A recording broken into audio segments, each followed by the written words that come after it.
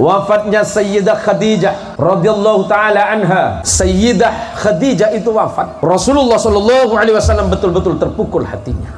Karena Sayyidah Khadijah adalah wanita bangsawan yang meninggalkan kehidupan mewah demi seorang suami yang sangat dicintainya adalah Nabi Muhammad sallallahu alaihi wasallam. Sayyidah Khadijah itu dari kalangan terhormat, bangsawan perempuan dari suku Quraisy. Tapi ketika menikah bersama Nabi, Sayyidah Khadijah meninggalkan itu semuanya. Hartanya Sayyidah Khadijah itu luar biasa, termasuk seorang pebisnis perempuan yang paling sukses masa itu. Tapi ketika hidup bersama Nabi, habis hartanya diperjuangkan bersama Nabi. Khadijah sangat mencintai Nabi. Apapun yang diinginkan oleh Nabi dalam perjuangan Nabi dihabiskan oleh Khadijah. Sampai ketika menjelang wafatnya Sayyidah Khadijah radhiyallahu taala anha. Ketika Sayyidah Khadijah berada di pangkuan Nabi, sudah menjelang ajalnya, Sayyidah Khadijah memanggil putrinya yang bernama Fatimah Az-Zahra bint Rasulullah. Kemudian Sayyidah Fatimah bertanya kepada ibundanya, "Ya apa yang Anda inginkan wahai Ummi?" Apa kata Sayyidah Khadijah? "Sampaikan kepada ayahmu Nabi Muhammad." Padahal Nabi itu yang memangku beliau. Tapi karena saking hormatnya kepada suaminya, beliau tidak berani bicara kepada suaminya. Beliau berbisik kepada putrinya, "Wahai anakku Fatimah, jika kelak aku wafat, tolong sampaikan kepada ayahmu, jenazahku tolong dikafani dengan sorban yang biasa dipakai oleh ayahmu sang Nabi ketika berjuang di jalan Allah." Kemudian kalimat ini oleh Sayyidah Fatimah dibisikkan kepada ayahnya, Nabi Muhammad sallallahu alaihi wasallam. Betapa Nabi sangat bersedih atas keadaan ini. Apa kata Rasulullah? "Wahai istriku yang paling aku cintai Khadijah, seluruh hartamu sudah engkau habiskan di jalan Allah demi perjuangan ini. Kekayaan yang engkau miliki engkau habiskan demi menegakkan sendi-sendi hukum Allah ini. Kemuliaan yang ada di tengah masyarakatmu engkau tinggalkan. Semuanya sudah engkau tinggalkan, semuanya sudah engkau habiskan dalam perjuangan ini. Tapi ketika engkau akan meninggal, engkau hanya meminta sorban biasa ini, wahai istriku. Betapa mulianya engkau di hadapan Allah, betapa Allah sangat mencintaimu wahai Khadijah." Tetapi apa kata Khadijah kepada suaminya Rasulullah sallallahu alaihi wasallam? "Ya Rasulullah, jika saat ini aku meninggal, jika hari ini aku meninggal ya Rasulullah, dan perjuangan agama ini belum selesai ya Rasulullah, sementara aku tidak bisa lagi membersamaimu ya Rasulullah, aku tidak bisa lagi berada di sisimu ya Rasulullah, aku tidak bisa membantu perjuanganmu ya Rasulullah, wahai suamiku yang aku cintai ya Rasul, jika seandainya itu engkau bermanfaat kepadamu, ketika nanti aku dikubur, galilah kembali kuburanku ya Rasulullah, ambil tulang belulangku, engkau jadikan jembatan agar engkau dapat melintasi parit atau sungai demi melanjutkan perjuanganmu ya Rasulullah." Betapa cintanya Sayyidah Khadijah kepada sang Nabi Muhammad sallallahu alaihi wasallam. Dari peristiwa ini Rasulullah tidak dapat melupakan istrinya Khadijah. Hingga kemudian beberapa tahun Nabi dalam keadaan sangat kebingungan. Kenapa? Karena ditinggalkan oleh istri yang sangat beliau cintai, yang selalu berjuang bersama Nabi Muhammad sallallahu alaihi wasallam. Bismillahirrahmanirrahim. Assalamualaikum warahmatullahi wabarakatuh. Alhamdulillahi rabbil alamin. Alhamdulillahilladzi anzala as-sakinata fi qulubil mu'minin liyazdadu imanan ma'a imanihim. Ashhadu an la ilaha illallah wahdahu la syarika lah, syahadatan bi anna la ma'buda bil haqqi fil wujudi illahu, wa ashhadu anna Muhammadan abduhu wa rasuluhu wa khaliluhu wa la nabiyya ba'dah. Nusalli wa nusallimu ala rasulillahi Muhammadin sallallahu alaihi wasallam. Allahumma salli ala sayyidina Muhammad, Allahumma salli ala sayyidina Muhammad, Allahumma salli wa sallim wa barik ala sayyidina Muhammad, salatan taj'aluna biha min ahli al-ilmi zahiran wa batinan, wa tahsyuruna bi'ibadika as-salihin fi dunyana wa ukhrana, wa ala alihi wa ashabihi ajma'in. Raditu billahi rabba wa bil islami dina wa bi Muhammadin nabiyyan wa rasula wa ba'du. Yang dirahmati Allah dan yang kami muliakan para guru, para ustadz, para alim, terkhusus kepada adinda kami Ustadz Bahyun beserta seluruh majelis keluarga Lembaga Pendidikan Islam Babus Salam, para jamaah, para bapak dan para ibu, serta anak-anak kita semuanya, para aitam atau anak-anak yatim, para piatu dan anak yatim piatu. Ibu-ibu sehat semuanya? Ibu-ibu sehat? Saya doakan jadi orang kaya semuanya, rezekinya bertambah, bahagianya nambah, dan tetap jadi orang bahagia. Bapak sehat semuanya Pak?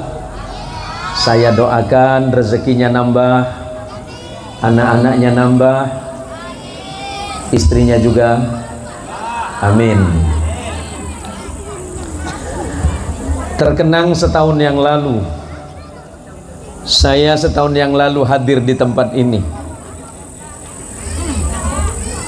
Tetapi Allah bercerita lain. Mulai dari sampai ke tempat ini saya turun dari mobil, alhamdulillah hujan turun. Sampai saya pulang hujannya pun nggak selesai-selesai.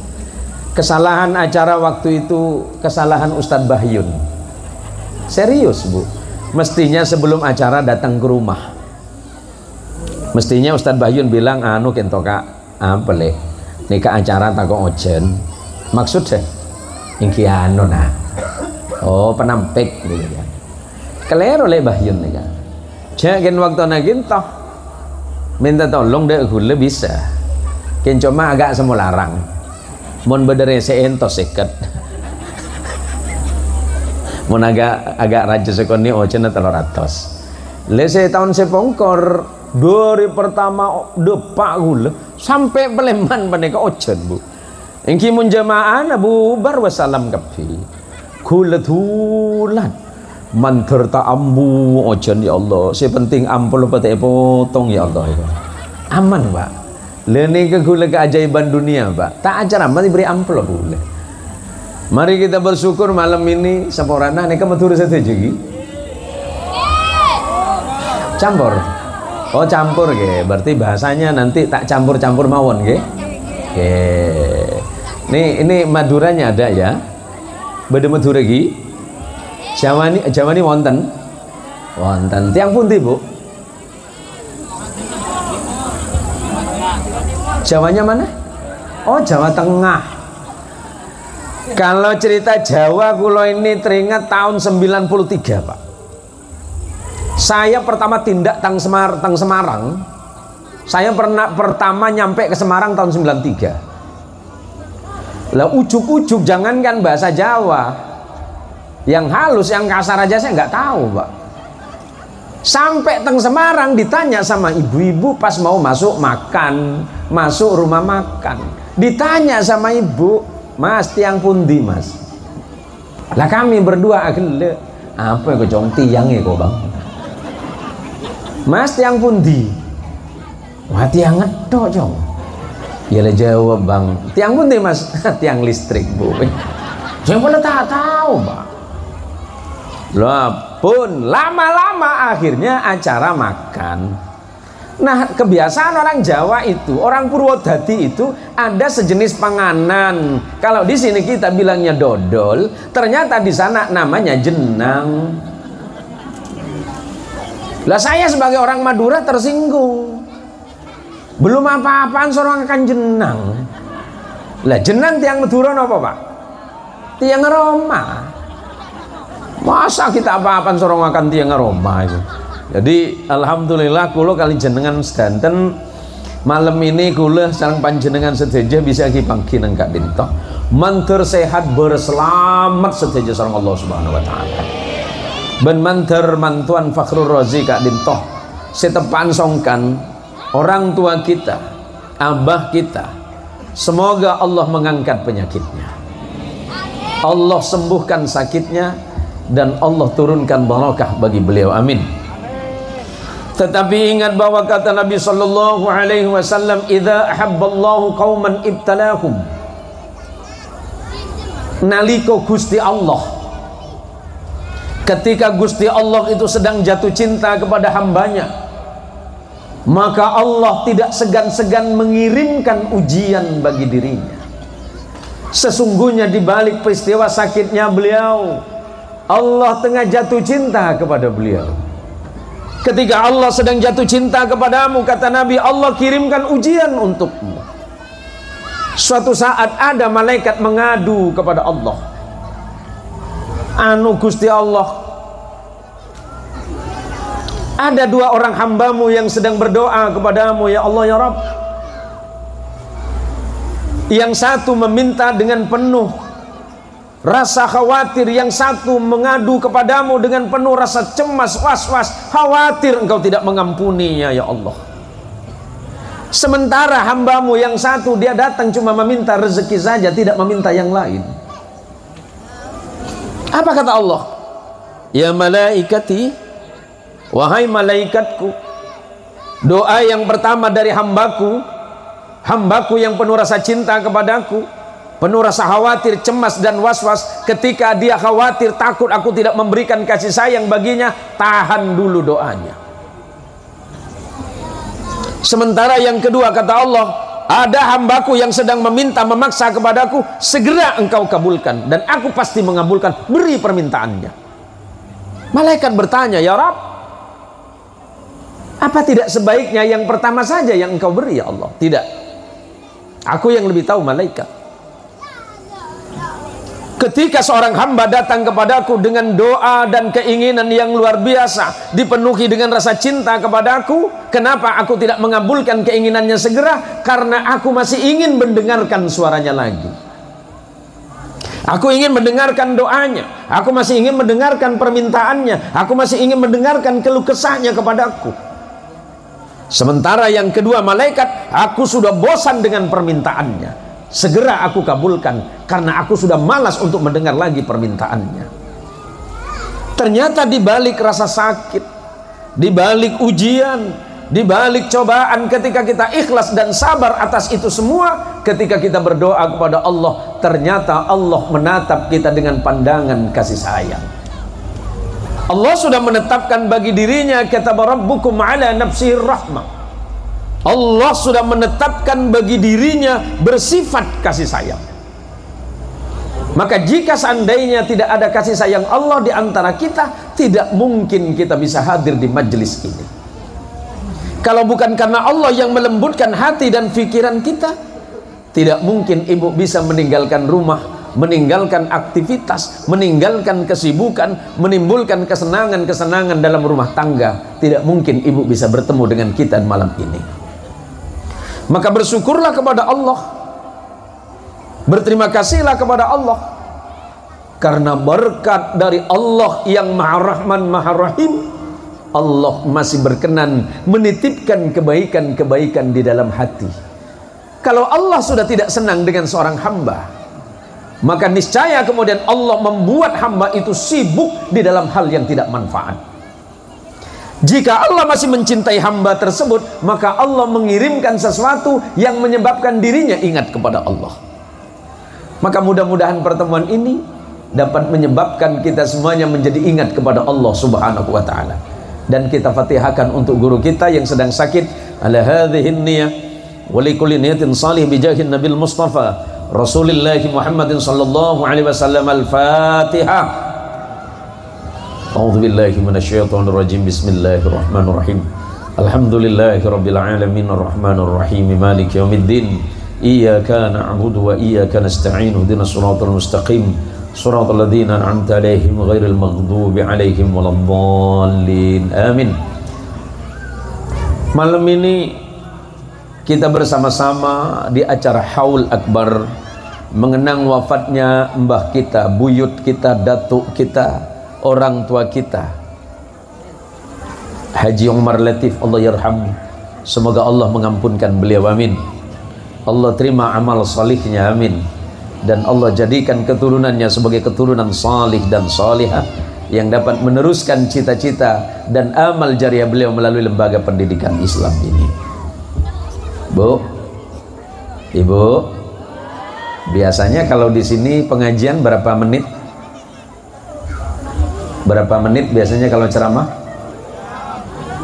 Berapa, Pak? Mak pada pengajian 2 jam ya. Arya aku tak nyiksa kiai, bener ya. Arya barengan sakit ya. Pegele mulai depan tak beri nasir ya. Si bede cuma aing. Arya aing boleh ya. Pun kita sepakat tidak usah lama-lama. Kalau 2 jam berarti nanti jam saat ini jam binten. Jam 9 berarti selesai jam 11. Enggak apa-apa, saya ngalah, kita pulang jam 2 saja nanti ya. Saya nggak bisa lama-lama nanti Bu ya, kan habis ini sesuai dengan disampaikan oleh adik saya tadi, saya dengan Ustadz Bahyun ini satu nasab, saya dengan beliau satu nasab, beda nasib. Nasabnya sama, datuk kami sama, pada dari Pelanggaran, banyak Pelanggaran gitu, kerja kebelah bahasa Indonesia Bu, pelanggaran lagi. Kami beda nasib dengan beliau. Saya dengan ini, beliau dengan menulis di madrasah, beliau juga pengusaha. Ada orang bertanya, haul itu fungsinya apa Ustaz? Sering saya sampaikan di ceramah di mana-mana, bahkan sudah banyak beredar di media sosial melalui channel Zen Musin Official, itu jelas bahwa haul itu pernah terjadi pada diri Nabi Sallallahu Alaihi Wasallam. Cepon reng metur haul itu hol ngeholin. Peristiwa kapan dimulai itu? Imam Baihaqi dalam kitab dalam bab Syu'bul Iman melalui jalur periwayatan Imam Al-Waqidi,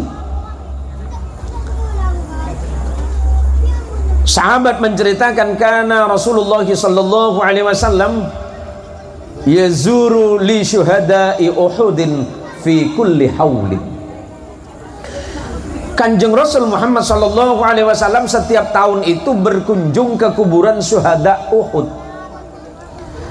Dalam peristiwa perang Uhud ada 70 sahabat yang wafat. Assalamualaikum ya Habibi, ahlan Bib Ahmad Al-Kaf. Min fadlik, maaf Habib, anda lanjut saja Habib.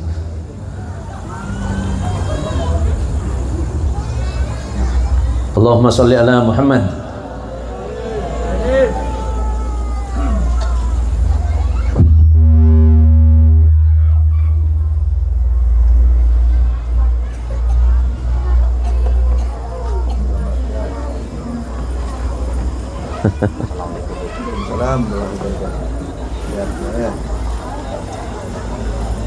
Insyaallah, masyaallah, masyaallah, alhamdulillah, masyaallah, tambah ganteng ya.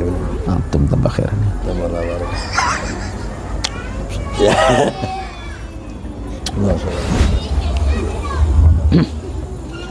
Allahumma salli ala Muhammad. Rasul sallallahu alaihi wasallam setiap tahun berkunjung ke kuburan Uhud.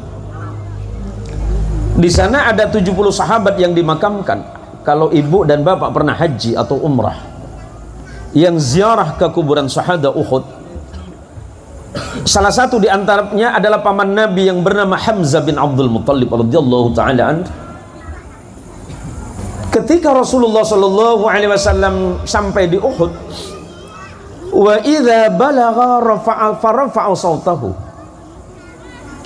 Ketika Nabi sallallahu alaihi wasallam sampai di kuburan sahabat Uhud, kemudian Nabi meninggikan suara beliau dan mengucapkan kalimat salamun alaikum bima sabartum fa ni'ma uqbaddar. Ternyata Nabi sallallahu alaihi wasallam mendoakan sahabat-sahabat yang sudah wafat. Jika sahabat utama seperti Hamzah bin Abdul Muttalib saja yang sudah dijamin masuk surga oleh Nabi masih didoakan oleh Nabi, bagaimana dengan kita umat biasa ini? Sahabat Nabi mulai dari sahabat yang bernama Hamzah kemudian ada Mus'ab bin Umair yang ada di kuburan Uhud. Sahabat Mus'ab ini selalu dibanggakan oleh Nabi sebagai ahli surga di antara anak-anak muda surga. Tetapi Nabi masih mendoakan sahabat Mus'ab bin Umair. Lantas bagaimana dengan kita? Maka kata Nabi Muhammad sallallahu alaihi wasallam, kalau engkau lewat kuburan umat Islam, ucapkan salam, sebab mereka yang ada di kubur mendengarkanmu walaupun kamu tidak mendengarkannya. Kita lewat kuburan muslim, apa yang kita ucapkan mereka dengar, kata Nabi, tapi kalian tidak bisa mendengarkan mereka. Dan jika seandainya kalian mendengarkan ucapan mereka, niscaya pada saat itu kalian akan pingsan. Maka sunnah bagi kita umat Islam, ketika melewati kuburan, ucapkan salam, assalamualaikum ya ahlad diyar, atau ya ahlal kubur, sama. Salam kesejahteraan dan keselamatan bagi kalian wahai para penghuni kubur. Ada yang bertanya, katanya ahli kubur nggak mendengar. Kata siapa? Tidak mungkin Nabi mengajarkan kita mengucapkan salam kepada ahli kubur kalau ahli kuburnya tidak mendengar. Kan sesuatu yang aneh. Nabi ngajarin mengucapkan salam, tapi sementara yang diucapkan salam tidak mendengar. Kalau zaman dulu ya ibu ya, bu, halo ibu, nek zaman kulo kali jenengan masih kecil lagi, kuleban sampean waktu niki kanak lambe, mun lebat kuburan apa saya becah, tabe nak cucu numpang lewat, benih be tabe bu, oh be. Assalamualaikum ya ahlad diyar, salam kesejahteraan bagi kalian semuanya para penghuni kubur. Ketika penghuni kubur mendengarkan ucapan kita, doa kita, senang mereka. Tapi ketika kita lewat di kuburan kemudian kita tidak mendoakan mereka, apalagi kemudian mencerca, apalagi kemudian mencela ahli kubur, itu haram. Paham bu? Ibu lewat kuburan cukup doakan saja, ceritakan yang baik-baik tentang ahli kubur. Jangan menceritakan keburukannya, sebab mereka sedang berurusan dengan Allah, bukan denganmu. Haram tak neng adunging cuban orang kuburan. Seorang dalam mbak hulan di kanca madrasah neng meranti beda asam beda pak, beda gi, oh beda. Sehat pak. Kanca sekolah dalam mbak neng meranti.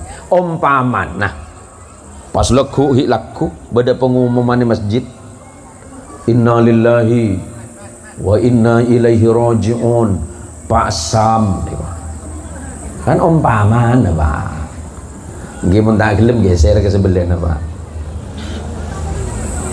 pas lebat eko buruna pas aduh lamboan ore pasam ora koset eko cek ketunging kusbei aduh mun pasam re lambe lah kono becek dek bambu saya datang ke masjid cerita Ustaz Bahyun boleh. Oh Ustaz Bahyun lambe ki waktu nasuarkan Ustaz Bahyun fokus.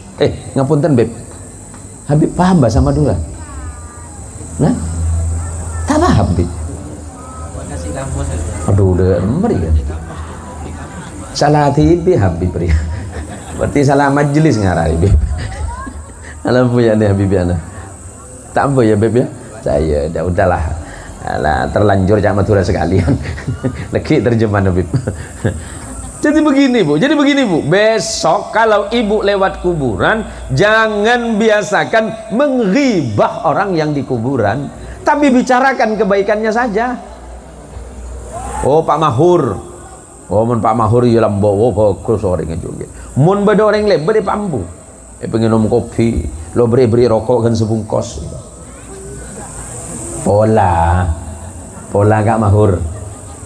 Nah, kan bisa kelaku laku pala berdoreng lebat sedekah apa nih kita usah nunggu lah atau usah nunggu banyak bu, karena malam ini kita haul sekaligus santunan anak yatim di bulan Muharram. Sedekah tak usah nunggu banyak, Senaos sekonik tuli paring ngaki sebab membenyak sampean tak karya paring. Logika manusianya nih, saya tanya adik saya ini pengusaha perumahan ini, Ustadz Bahyun. Lek, kalau punya uang 10.000 dia bagi dua berapa? 5.000. Mau dibagi tidak? 5.000 itu mau dibagi? Masih bisa dibagi. Mun 100.000 bagi dua, 50.000. Masih bisa dibagi, Bu? Bisa. Mun 100 juta yang bagi dua, bagi bisa sampean. Ustaz Bahyun, pada akhir teki, eman. 100 juta bagi dua, aja setengah mobilan aja. Yuk, nggak usah jauh-jauh. Belajar kepada sahabat Nabi Muhammad sallallahu alaihi wasallam. Yang ada seorang triliuner masa Nabi itu banyak, Pak. Bukan miliarder, triliuner. Hartanya triliunan. Bahkan ada yang mengatakan salah satu riwayat, sahabat Nabi yang paling kaya itu Abdurrahman bin Auf radhiyallahu anhu. Abdurrahman bin Auf itu kekayaannya di atas 10 triliun. Di bawahnya lagi ada Zubair ibnul Awam. Zubair ibnul Awam diperkirakan hartanya 6 sampai 7 triliun. Di bawahnya lagi ada termasuk Utsman bin Affan nomor 2, nomor 3 Zubair, nomor 4 nanti ada Sa'ad bin Abi Waqqas. Suatu masa ketika sahabat akan berangkat perang, sementara sahabat Abdurrahman bin Auf tidak bisa membersamai dalam perang, apa pertanyaan sahabat Abdurrahman? Wahai sahabat yang mau berperang, kalau sahabat-sahabat mau berperang, izinkan saya juga ikut, tapi mohon maaf, saya hanya akan menginfakkan harta saja. Dan pada saat itu menurut sebagian riwayat disebutkan Abdurrahman bin Auf menghabiskan hartanya kurang lebih 40.000 dinar emas. 1 dinar emas itu senilai 2 juta. Yuk Ustadz Bahyun, 40.000 kali 2 juta berapa? Kak, 40.000 kali 2 juta senapa? 40.000 kali 2 juta. Tahu nih, geser senapa? Banyak. Oh, pinter gitu jawabannya banyak. Mi naik lambat saya sekolah.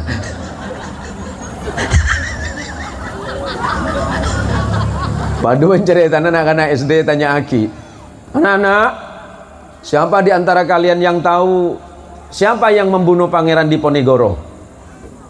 Tadi nyampit. Anak-anak, ibu ulangi, siapa yang membunuh Pangeran Diponegoro? Nenggapi. Pada tengitong. Ibu, ulangi pertanyaannya. Iya, kamu mau jawab? Enggak, ulangi saja pertanyaannya, Bu. Siapa yang membunuh Pangeran Diponegoro? Ibu ini aneh katanya. Kami kan belum lahir waktu itu, Bu. Ya mana kami tahu yang bunuh Diponegoro, Bu. Mbah kami yang mati kami saja tidak tahu. Pas mati Diponegoro pas tahu. Kurang lebih 8 miliar itu atau 80 miliar, saya nggak tahu angkanya itu, yang disumbangkan oleh sahabat Abdurrahman untuk perjuangan di jalan Allah melalui peperangan. 40.000 dinar emas kali 2 juta. Sayyiduna Abdurrahman bin Auf menginginkan hartanya itu manfaat di jalan Allah. Sebab nanti kalau kita sudah mati seperti orang tua kita, datuk kita, nenek kita, orang tua kita yang sudah wafat, dan jutaan bahkan miliaran kaum muslimin yang sudah wafat, masuk ke dalam kubur keinginannya sederhana. Keinginannya, qala rabbi laula akhartani ila ajalin qarib fa asaddaqa wa akum minas salihin. Mereka berkata kepada Allah, ya Rabb, yang ada di dalam kubur berkata kepada Allah, ya Allah, ya Rabbi, seandainya engkau kembalikan lagi kami ke dunia 1 detik saja, ya Allah, engkau berikan kami kesempatan hidup, kata ahli kubur, Fa'as-saddaqah, aku akan sedekah ya Allah, aku akan nyumbang masjid ya Allah, aku akan nyumbang madrasah, akan nyumbang pesantren, akan nyantuni anak yatim, akan mengayomi fakir miskin. Fa'as-saddaqah ya Allah. Kenapa sedekah bukan salat yang mereka mau lakukan? Karena sedekahlah yang disebut oleh Nabi sebagai amal jariyah. Orangnya sudah meninggal tapi kebaikannya terus mengalir, pahalanya tidak akan pernah putus. Maka ibu-ibu malam ini yang sudah menginfakkan hartanya untuk kegiatan ini, ibu-ibu yang sudah menginfakkan hartanya untuk anak yatim, anak yatim piatu dan anak piatu, mudah-mudahan hartanya menjadi harta yang bersih, manterteti rezeki halal, rezeki manfaat, rezeki tobat abak ke Gusti Allah. Nah pada bunuh Rasulullah untuk orang senyumpeng nak kanak yatim, ibu yang sudah mengeluarkan harta untuk anak yatim malam ini, kalau bisa jangan cuma malam ini, seterusnya. Ana wa kafilul yatimi fil jannati hakada. Kata Nabi, aku bersama orang yang menyantuni anak yatim di surga itu seperti ini. Fa'asara bisababi wal wusta. Kemudian Nabi memberikan isyarah dengan dua jari telunjuk dan jari tengah seperti ini. Wa farraja bainahuma. Kemudian Rasulullah sedikit merenggangkannya. Artinya apa? Ibu yang bantu anak yatim, jangankan banyak, sedikit saja, itu menjadi kebanggaan Nabi kita Muhammad sallallahu alaihi wasallam. Betapa senangnya Kanjeng Rasul malam ini melihat ibu. Kita nyata-nyata tidak sedang melihat Rasulullah sallallahu alaihi wasallam, tapi sesungguhnya Rasulullah tengah menatap kita dari kejauhan. Alangkah bahagianya hati sang Nabi. Alangkah sempurnanya pertemuan malam ini. Kita duduk saling ingat mengingatkan, baca Quran, baca salawat, kemudian kita mudzakarah ilmu, selepas itu kemudian kita sedekah. Alangkah pertemuan ini adalah pertemuan yang sangat menjanjikan surga untuk kita. Maka untuk panitia, Nabi pernah berkata kepada sahabat Ali bin Abi Thalib, ya Ali bin Abi Thalib, wahai Ali bin Abi Thalib, la ayyahdiyallahu bika rajulan wahidan khairul laki min humrin na'am. Ya Ali bin Abi Thalib, wahai Ali, seandainya ada satu orang yang ingat kepada Allah karenamu. Kemarin ada orang lupa sama Allah, tapi gara-gara majelis ini ingat Allah. Kemarin ada orang lupa sedekah, gara-gara peringatan Muharram ada orang senang sedekah. Ada orang malas sholat, tiba-tiba datang ke pengajian jadi ingat sholat. Ada orang malas berbuat baik, karena pengajian jadi senang berbuat baik. Ada orang malas berdoa untuk orang tua, tiba-tiba gara-gara haul mbah kita jadi ingat berhaul juga mendoakan orang tuanya. Maka apa kata Nabi? Pahala untuk orang itu lebih baik dibandingkan dengan sedekah unta merah yang sangat mahal. Unta merah hari ini harganya itu kurang lebih 120 juta. Panitia cukup mengingatkan jamaah, dan jamaah ingat kepada Allah, itu baik di sisi Allah. Allahumma salli ala Muhammad, Allahumma salli ala Sayyidina Muhammad, Allahumma salli wa sallim wa barik ala Sayyidina Muhammad. Malam ini kita mendoakan datuk kita, Allah yarham Haji Umar Latif. Malam ini kita mendoakan nenek kita. Malam ini kita doakan ayah kita, ibu kita, saudara kita, tetangga kita, dan kaum muslimin. Malam ini, besok giliran kita. Malam ini kita haul, nanti kita yang dihaulkan. Malam ini kita tahlil, besok giliran kita ditahlilkan. Mangkin kulban panjenengan jangan senang dimin. Giliran kita pasti. Jangan terlalu senang dulu tentang hidup. Sebab hari ini, hidup itu bukan hari ini saja, tapi tentang esok, tentang kubur, tentang akhirat, tentang yaumil hisab, dan tentang surga dan neraka. Makanya para jamaah, walaupun sesungguhnya secara manusiawi tentu kita capek. Insya Allah saya juga capek, karena kemarin safari dakwah di Ketapang 5 hari, pulang malam ini ketemu ibu. Lepas ini nanti saya berangkat ke Skadau, habis Skadau Sintang, habis Sintang ke Basulu, pulang lagi, janji lagi di Kuburaya, sampai nanti akhir Agustus, ketemu September di Madura dan Morowali tahun 2025. Saya sudah ada jadwal. Kenapa saya lakukan? Walaupun saya capek, ketemu jamaah jadi sehat. Suatu hari, sebagaimana diriwayatkan oleh Imam Ibnu Majah dalam kitab sunannya, hadis ini diriwayatkan secara marfu melalui periwayatan sahabat Abdullah bin Umar. Sahabat Abdullah menceritakan bagi kita, kunna ma'an Nabi sallallahu alaihi wasallam, Allahumma sholli ala Muhammad. Suatu masa kami duduk bersama Nabi, fa idza jaa rajulun minal ansari fasallama ila Nabi. Tiba-tiba kemudian datang seseorang sahabat dari golongan Ansar dan mengucapkan salam kepada Nabi sallallahu alaihi wasallam. Assalamualaikum ya Rasulullah. Waalaikumsalam, kata Nabi.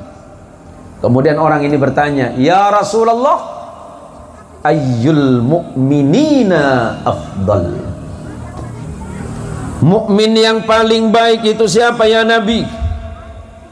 Nabi menjawab, ahsanuhum khuluqan. Mukmin yang paling baik adalah mukmin yang paling baik akhlaknya. Akhlak pertama tentu akhlaknya kepada Allah. Salat kita adalah akhlak kita kepada Allah. Ibadah kita adalah akhlak kita kepada Allah. Kebaikan-kebaikan kita adalah akhlak kita kepada Allah. Menjauhkan diri dari hal yang dilarang oleh Allah, melakukan apa yang diperintahkan oleh Allah, itulah akhlak kita kepada Allah, serta akhlak kepada sesama manusia. Orang ini kemudian bertanya lagi, ya Rasulullah, summa ayyul muslimina aqyas? Setelah itu ya Rasul, muslim yang cerdas itu siapa? Nabi tidak menjawab sekolahnya yang tinggi, ilmunya yang luas, bukan. Pemahamannya yang hebat, bukan. Nabi menjawab, aktsaruhum lil mauti dzikra. Orang yang muslim yang cerdas itu adalah muslim yang selalu banyak mengingat-ingat tentang kematiannya. Wa ahsanuhum lima ba'dahu isti'dadan ulaikal aqyas. Setelah itu dia belajar memperbaiki amal solihnya untuk menghadapi kematiannya. Malam ini kita sedang diingatkan oleh Allah, hidup itu gampang, hidup itu mudah, masuk surga itu begitu mudah, karena masuk neraka juga tidak sulit. Maka hati-hati tentang hidup. Mumpung kita masih sehat, mumpung kita masih kuat, mumpung kita masih mampu, mumpung Allah berikan rezeki, mumpung Allah berikan kesempatan, mari kita berbuat baik, mari kita berbagi sebelum harta yang kita miliki menjadi musuh terbesar kita di akhirat. Harta ini bisa jadi musuh. Annama amwalukum wa auladukum fitnatun. Sesungguhnya hartamu, anak keturunanmu, fitnatun, adalah ujian bagi kalian semuanya. Ada orang yang lolos ujian anak, tetapi banyak orang gagal ketika diuji dengan harta. Ketika diuji dengan harta dia lulus dan lolos, tapi banyak kemudian dia gagal ketika diuji dengan anak keturunan. Maka di dalam semua peristiwa-peristiwa itu, kita malam ini sedang bermuhasabah, kita sedang kita sedang mengintrospeksi diri, melihat ke dalam. Pesan sahabat Umar bin Khattab radhiyallahu an, hasibu qabla an tuhasabu. Hitung diri kalian, hitung kebaikan kalian, tapi jangan lupa hitung keburukan kalian sebelum Allah yang betul-betul akan menghitung kalian. Periksa lagi setahun yang lalu, ya Allah, tak terasa ya Allah, tahun ini kami sudah masuk tahun 1446 Hijri. Kemarin tahun 1445, ya Allah, berarti umur kita semakin nambah. Tapi sebenarnya umur kita sedang dikurangi. Umur kita nambah apa kurang, Pak? Nambah apa kurang? Kurang. Hitungannya nambah, tapi sisanya tinggal sedikit. Maka kata sahabat Ali, ad-dunya mudbiratun wal akhiratu muqbilah. Dunia sedang kalian tinggalkan, kalian sedang bersama-sama berjalan menuju kematian kalian. Kita tidak bisa memungkiri itu, bahwa kullu nafsin dha'iqatul maut, setiap sesuatu yang bernafas pasti merasakan kematiannya. Bukan masalah mati cepat apa lambat, bukan masalah besok atau tahun depan, tapi apa bekal kita menuju akhirat. Betapa malunya nanti di hadapan Allah kalau sepanjang hidup ternyata tidak ada sujudnya kepada Allah. Betapa malunya kita kepada Allah ternyata sepanjang hidup tidak ada ibadah. Betapa malunya kita kepada Nabi Muhammad sallallahu alaihi wasallam ketika kelak diperkenankan bertemu dengan beliau, ternyata tidak ada kebaikan-kebaikan di dalamnya. Allah, Allah, Allah. Maka malam ini sesungguhnya saya bukan mengingatkan jamaah, saya sedang mengingatkan diri sendiri untuk senantiasa takut kepada Allah. Sekecil apapun rasa takut itu sendiri. Saya sedang menasehati diri sendiri, karena suatu masa sebagaimana dituliskan dalam kitab Hilyatul Awliya wa Tabaqatul Asfiya, dan kemudian di dalam kitab yang ditulis oleh Imam Tabrani dalam kitab Mu'jam Al-Kabirnya, Nabi bercerita. Kemudian ini diceritakan oleh sahabat Abdullah bin Abbas. Sebentar Pak, boleh saya minum dulu Pak? Beri minum teh soro bagailah. Seporana Bib. Mohon maaf Bib, ana duluan. Allahumma sholli ala Muhammad.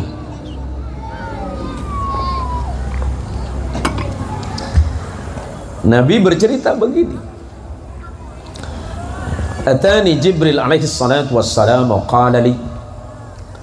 Suatu masa Jibril datang kepadaku dan berkata kepadaku, kata Nabi, ya Rasulullah,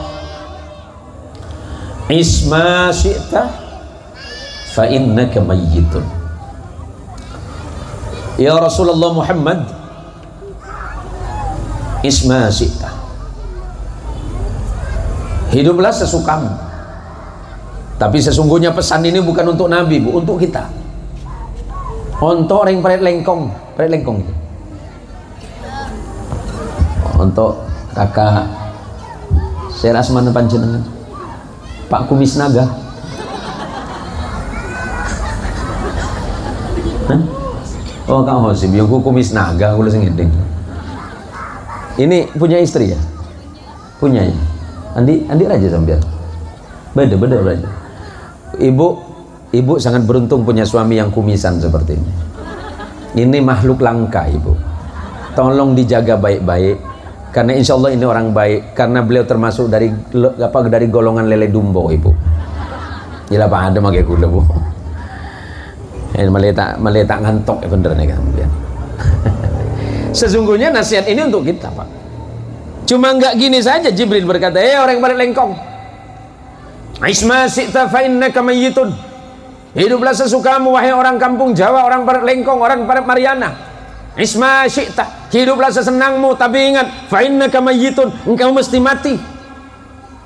Kematianmu pasti, tidak bisa ditawar, tidak bisa ditolak. Jangan ragu itu, masanya nanti tiba itu. Isma syi'ta fa innaka mayyitun, hiduplah sesenangmu kalau memang engkau mau, tapi ingat, engkau mesti mati. Setiap kematian mesti harus mempertanggungjawabkan amalnya.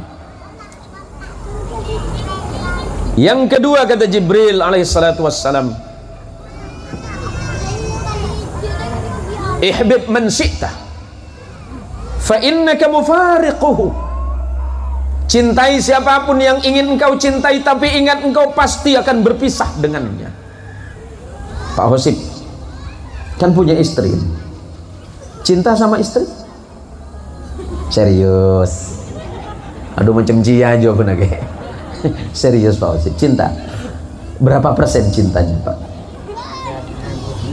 Aduh cek ngomong, cek lemas saja Pak. Insya Allah 99% Pak. Pak Rasulullah tak dinai sekali. Aduh lah, tukang ngomong aja tentang beritan deh, 99% lah ya.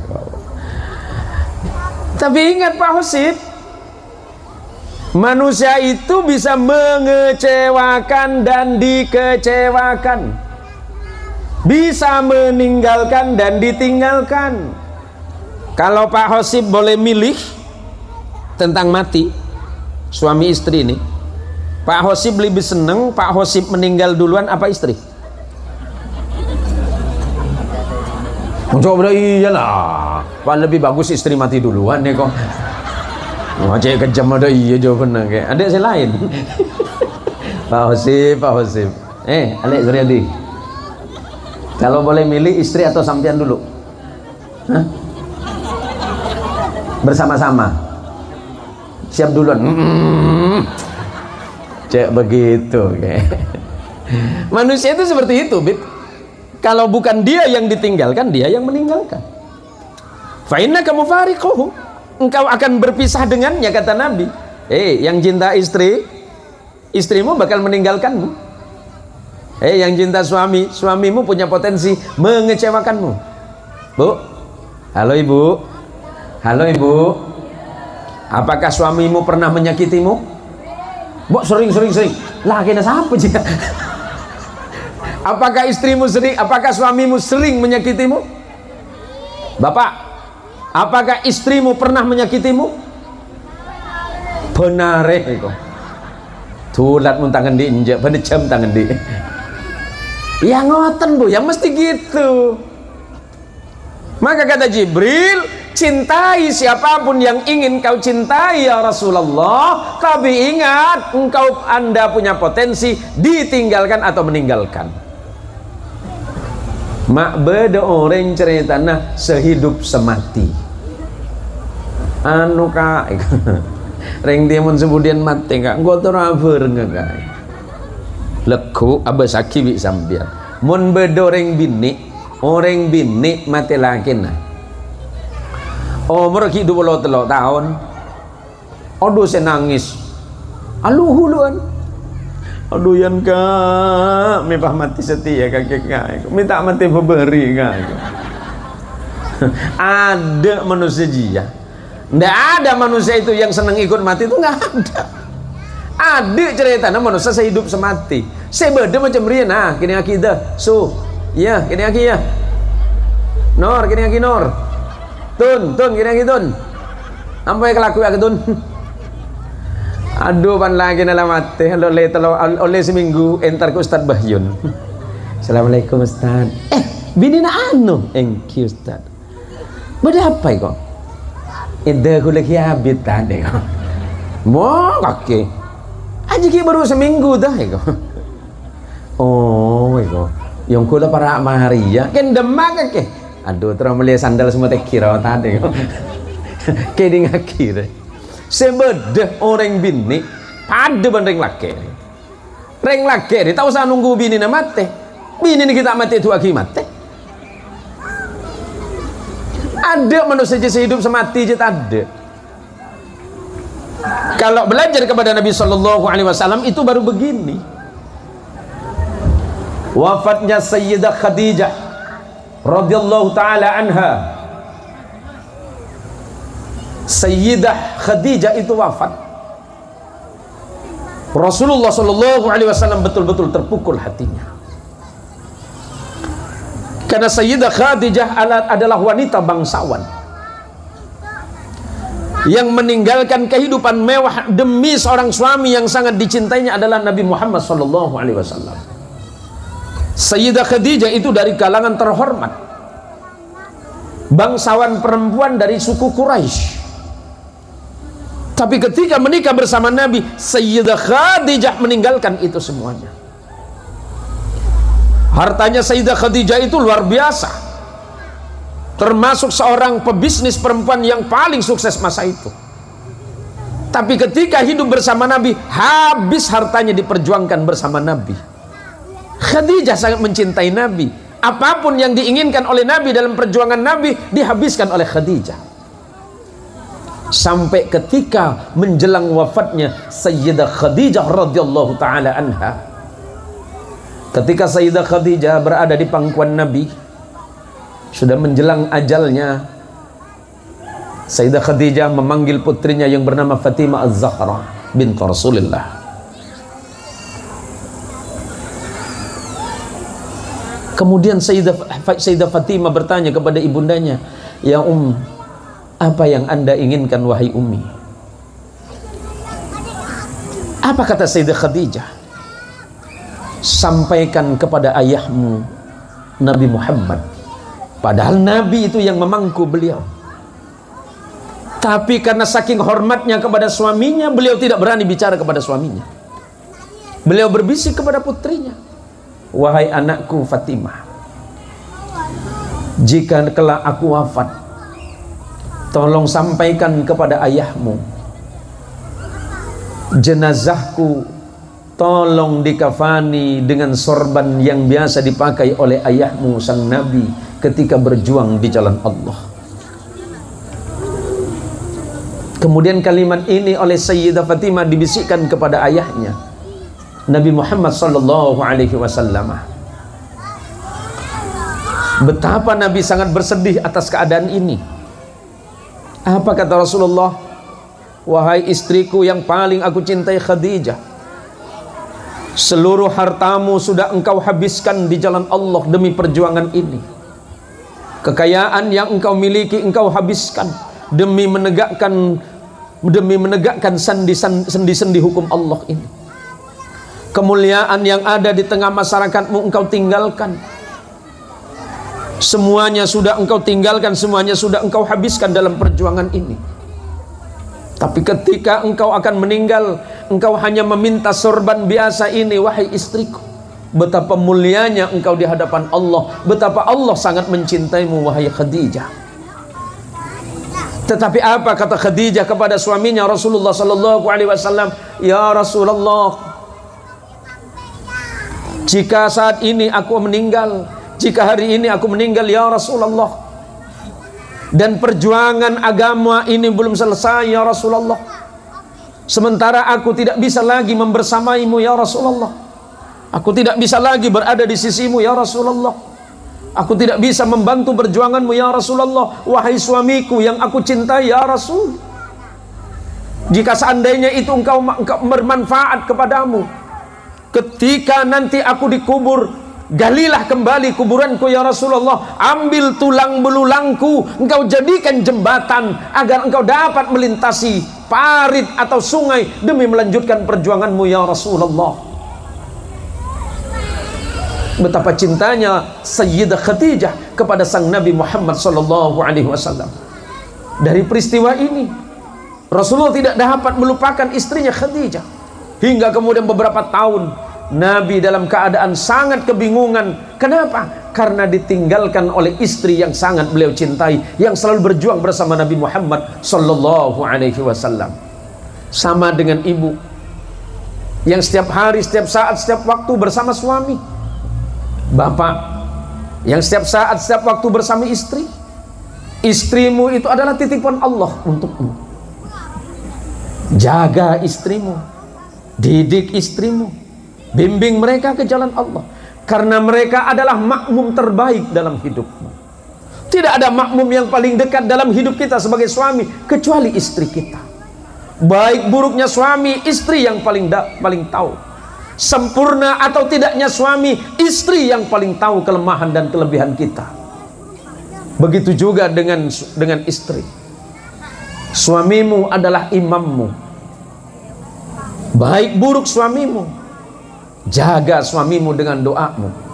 Doakan kepada Allah agar suamimu dapat menjadi imam yang baik, sebagaimana yang diajarkan oleh Allah dalam Quran, "Rabbana hab lana min azwajina wa dhurriyyatina qurrata a'yunin waj'alna lil muttaqina imama." Semoga suamimu jadi imam terbaik. Kelemahan suamimu pasti ada, tapi jangan kau tebarkan aib dan kelemahan suamimu. Engkau mesti menjaga kekurangan suamimu, tutup dengan kelebihanmu.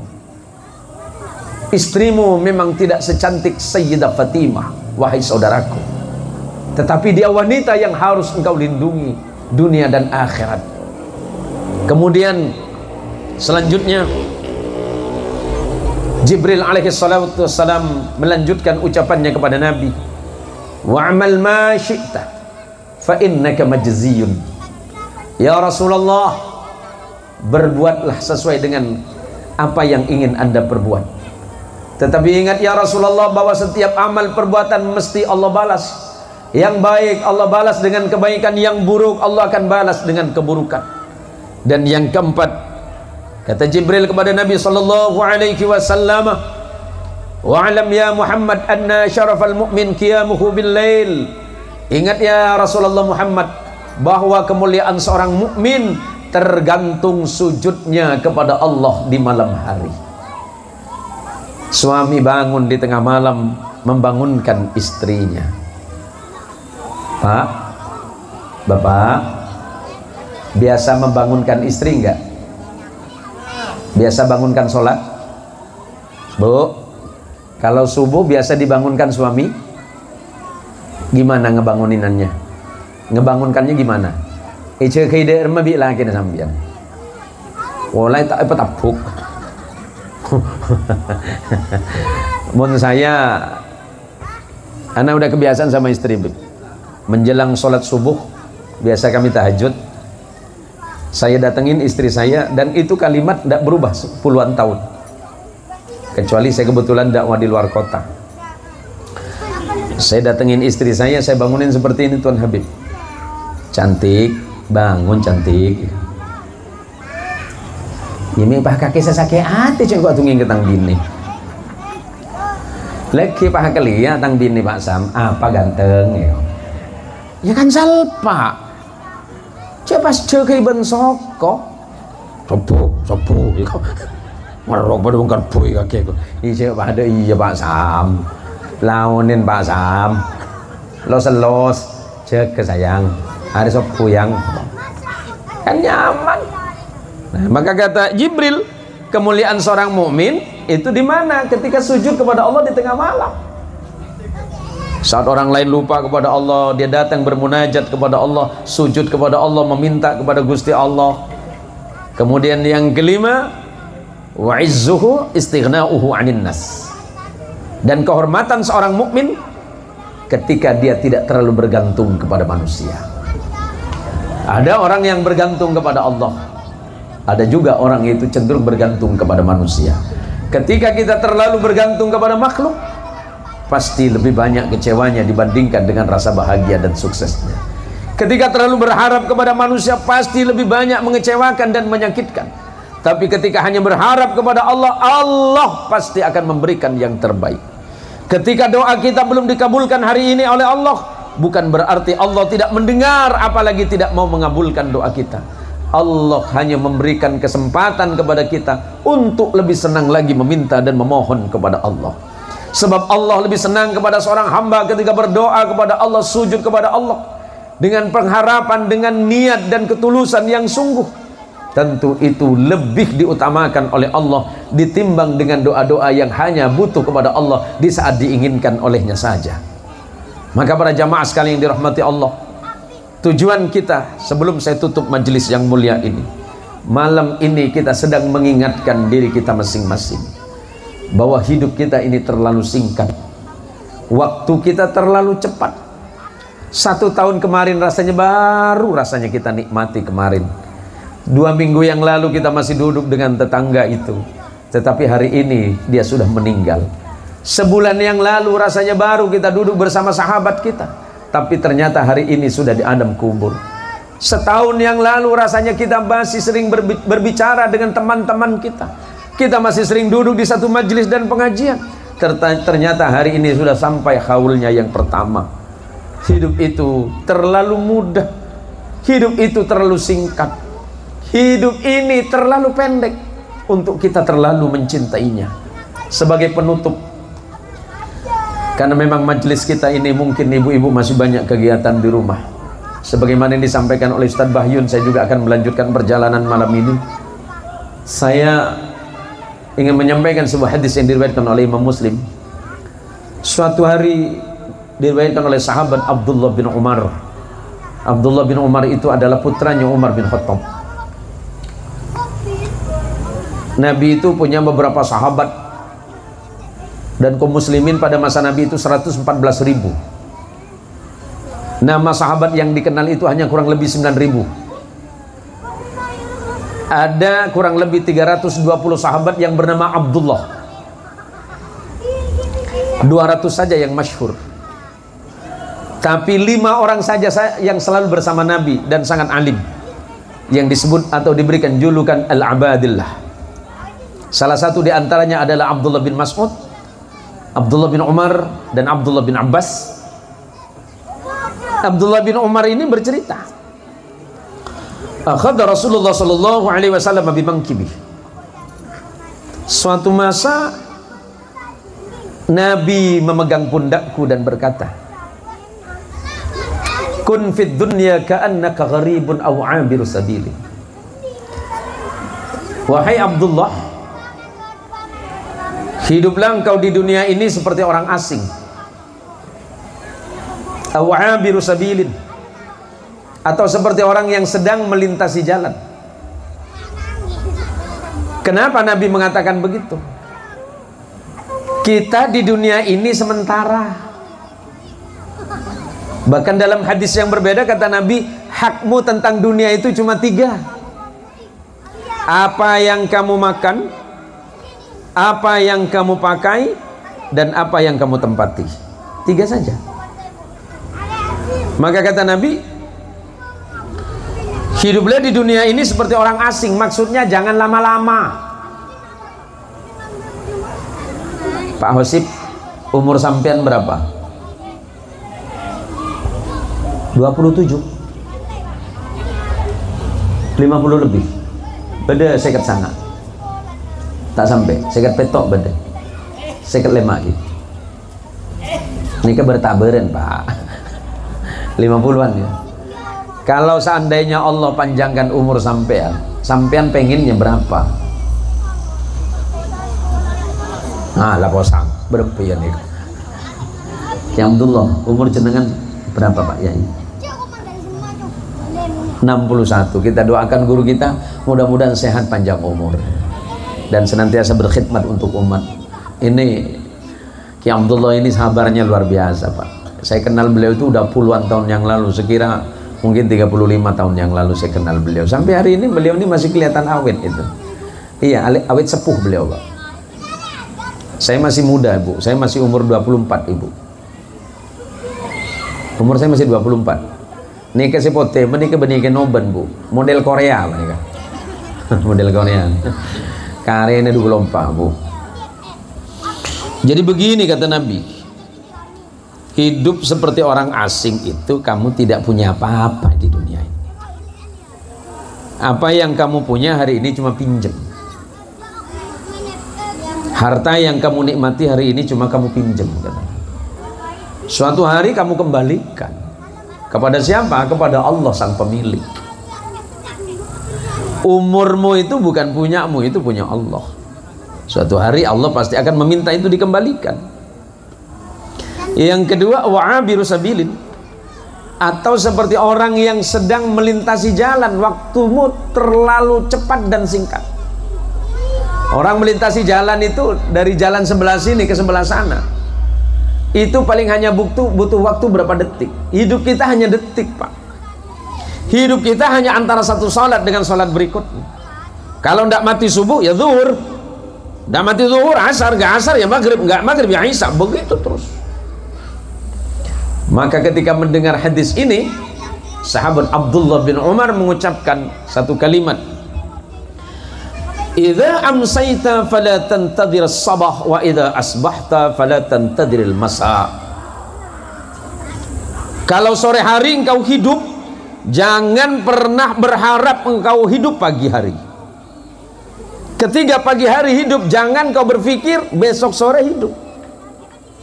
Nih malam ini saya masih ceramah, kencang suara saya. Tapi kan nggak tahu di antara kita ini, jangan-jangan besok giliran saya. Bukan masalah suka ndak suka, ya memang harus seperti itu. Makanya malam ini kita acara haul yang mengingatkan kita tentang kematian. Kalau mau mengingat kematian, sering-sering main ke kuburan.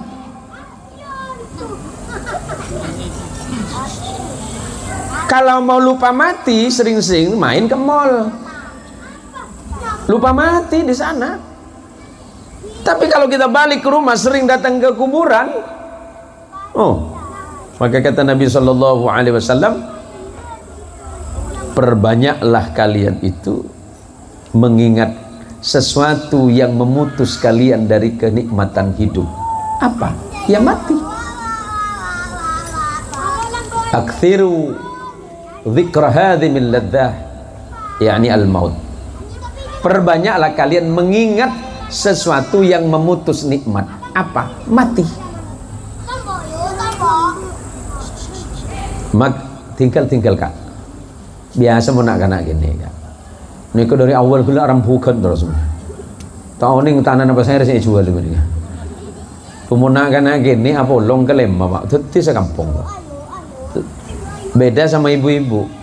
Saya ini yang suka lucu dengan ibu-ibu. Ibu-ibu kalau kumpul 3 orang, suaranya masih tinggi belum gosip. Kalau suaranya masih kenceng, mau mana Bu? Sana. Oh, mau ngapain? Ada aja. Mampir yuk. Oke lah. Jadi ibu-ibu 3 orang berkumpul, makin pelan suaranya, makin paham dia. Iya tak? Siapa? Sebelah. Makin kecil dia punya suara, makin paham dia. Saya juga nak bingung nengok orang tuh. Saya suka bingung nengok ibu-ibu tuh. Makin kecil dia punya suara, makin paham. Cang siapa ti? Iya Nur. Nengok. Saya kemah. Aju aku dengan tak kota aju Nur. Apa? Aju ku kimajar nengok. Jangan kini, jangan gosip mun bu ibu. Aduh bu. Halo ibu. Bu. Ibu. Jangan suka nyakitin tetangga. Tetanggamu adalah saudara terdekatmu. Ampo adungi ngan tetangga. Enggak Pak Kiai, kami udah lama tak ke tetangga. Iya, tapi tangan kau yang tetangga. Kau pegang HP kan? Istrimu memang di rumah Pak. Walaupun istrimu di kamar, tapi tangannya kemana-mana Pak. Halo guys, jeling betong ha. Ini mah kakek guys, pada gosip anyar guys, hati-hati bu. Dia bener kanjeng Gusti, bahasa nih pun, jawi pun kanjeng Nabi, kanjeng Rasul Muhammad Sallallahu Alaihi Wasallam, man amana billahi wal yaumil akhir, falyukrim jarahu. Siapa saja kata Nabi yang percaya, yang yakin napa hari kiamat, yang beriman kepada Allah, terus kemudian yakin akan adanya hari kiamat, falyukrim jarahu, maka muliakan tonggomu, openi tonggomu, jangan fitnah tonggomu. Paham bu? Paham? Kalau sudah paham berarti ceramahnya selesai. Kan udah paham. Jadi kata sahabat Abdullah bin Umar, mun depak lemalem cek ngarep ki laku ki odi, mun odi ki laku cek ngarep lemalem odi, karena belum tentu depak lemalem. Ada lagi yang aneh, orang mikir besok, padahal belum tentu besok masih hidup. Fikirkan ibadahmu hari ini. Maka khud sihataka limaradika wa khud hayataka limautika.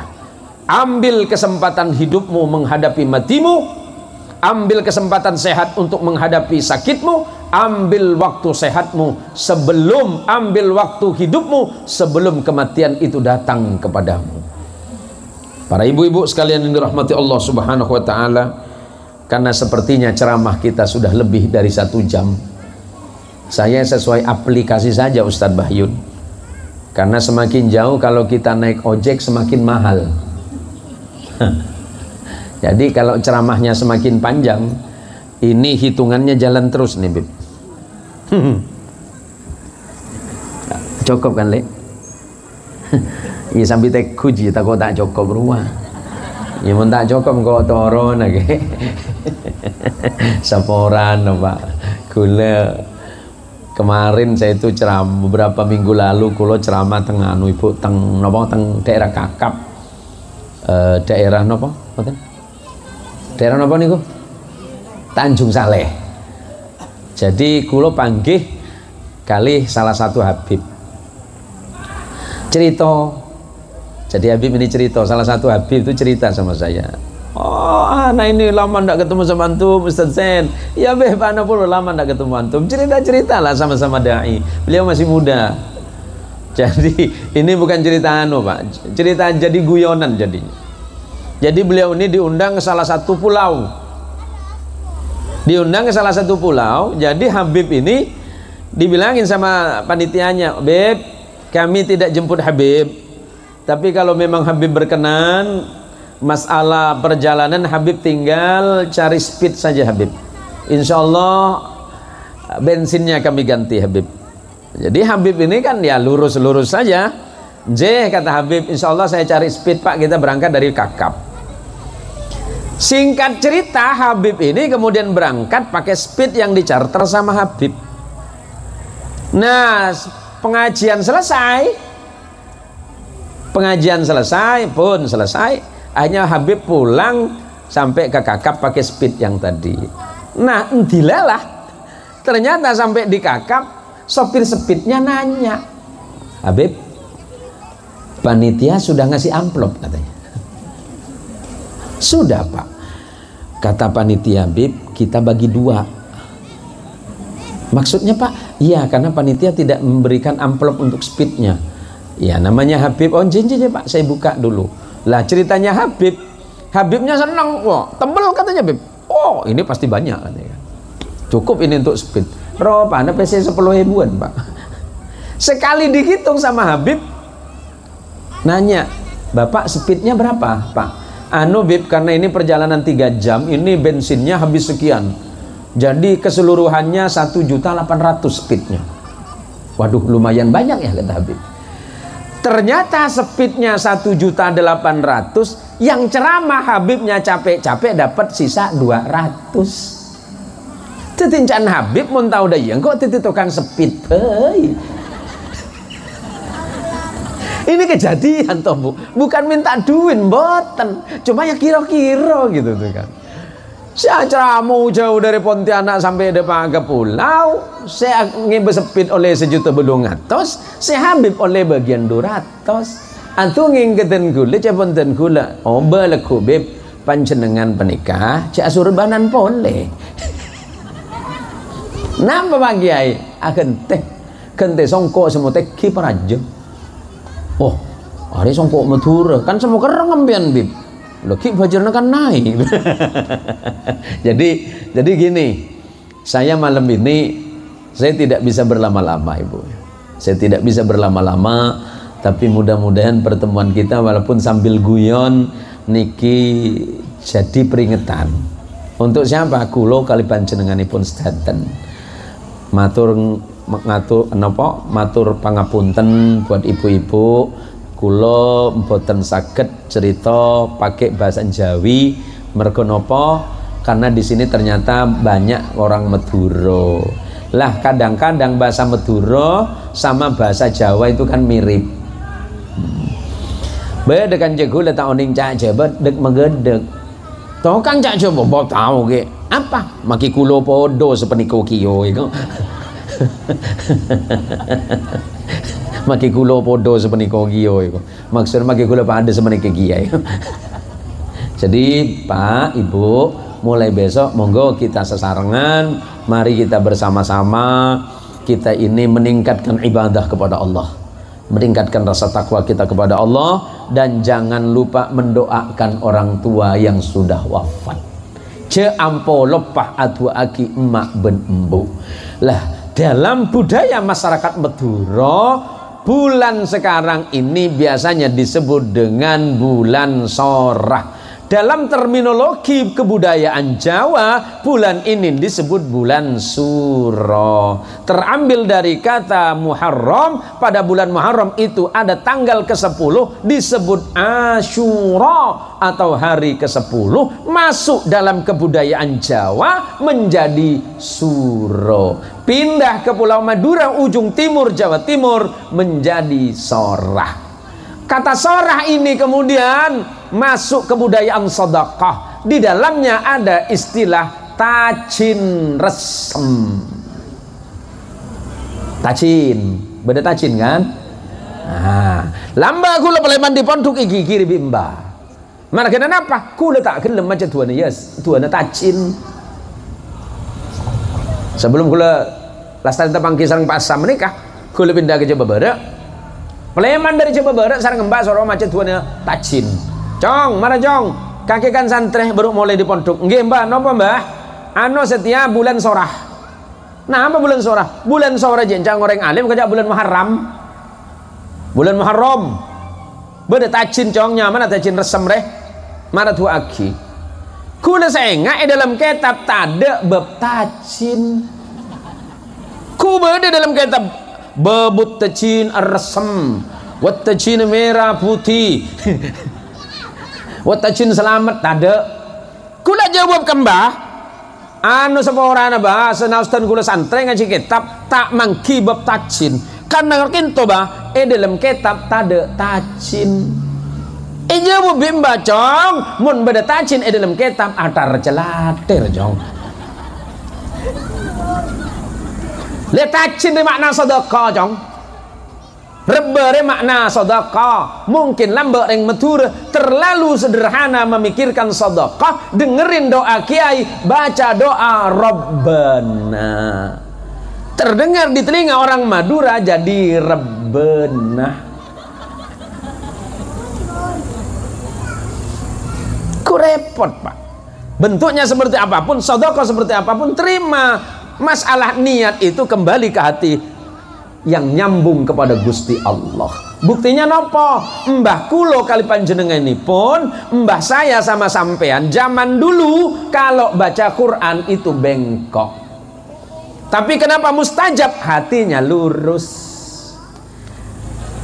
Lah zaman sekarang bacaannya lurus, hatinya bengkok. Lembah kulo kalau jadi imam, Allahu Akbar, alhamdulillahi rabbil ngalamin, ngerrahmanirrahim.